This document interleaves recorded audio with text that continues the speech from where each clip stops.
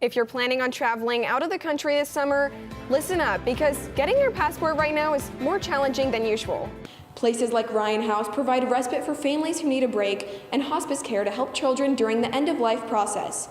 This Phoenix nonprofit helps kids like Jude who have a genetic disorder.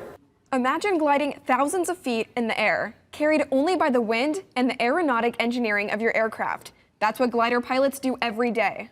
The Arabian Horse Show just came into town, bringing thousands of guests and their wallets. Cronkite News reporter Valeria Rodriguez explains the economic impact it has on the valley.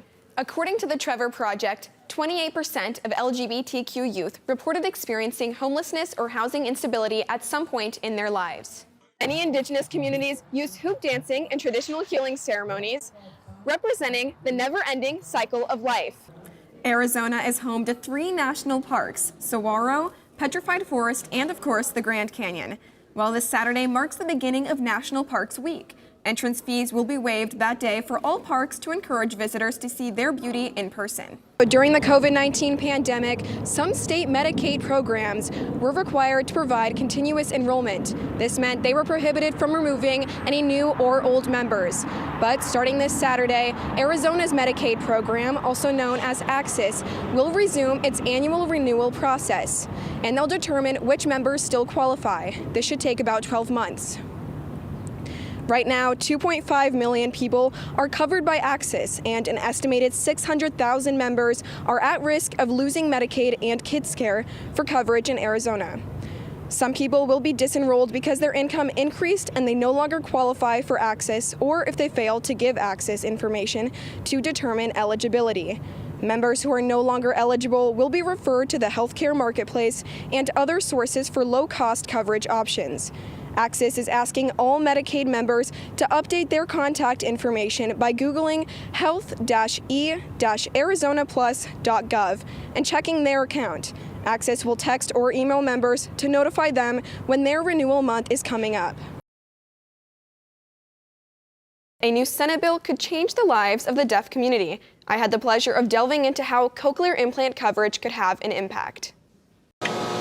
A turn signal is an ordinary sound to most, but for 73-year-old Melanie O'Rourke, this was one of the first sounds she recognized after receiving a cochlear implant. People say losing your hearing is you're going through a grief process, and I did. I was depressed. O'Rourke lost her hearing due to meningitis 20 years ago. One of the biggest things that was on my mind was that this impacted my profession. Only 53.3% of deaf people ages 25 to 64 were employed in 2017, compared to 75.8% of hearing people, an employment gap of 22.5%, according to the National Deaf Center. And without insurance, a cochlear implant can cost between $30,000 and $50,000. I mean, these folks, many of them very well educated, have had a successful career in whatever career field that they've chosen, and all of a sudden find themselves unable to work. Senate Bill 1017, introduced by Senator Staubs, would make cochlear implants eligible for coverage through Arizona's healthcare cost containment system for anyone over 21. Arizona is one of probably 8 or 9 states that doesn't cover cochlear implants in adults. And so adults don't have access if they're being covered by Medicaid. A cochlear implant helps those with severe hearing loss by bypassing the damaged portion of the ear and delivering sound signals to the hearing nerve.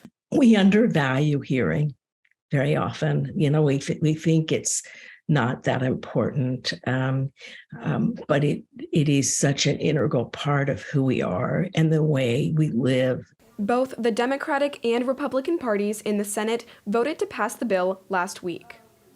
After the cochlear implant surgery, O'Rourke was able to work again and began volunteering with Cochlear Americas. She's now the president of the West Valley chapter of the Hearing Loss Association of America.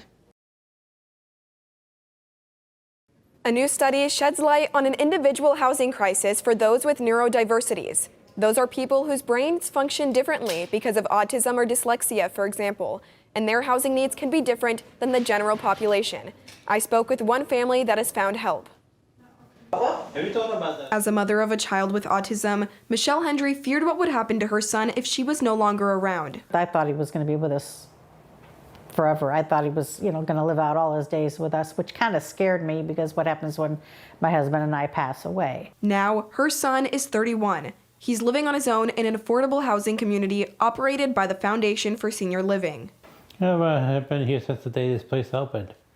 But the journey isn't easy. It can be a little bit scary at times. Only a few properties are designed for people with neurodiversities. Will had specific needs when looking for housing. Somewhere quiet, somewhere and people are friendly. A First Place Arizona report reveals the lack of affordability options for the neurodiverse population. There are none in this community that are specific to people with intellectual and developmental disabilities, other than these small projects that we've done with the Foundation for Senior Living.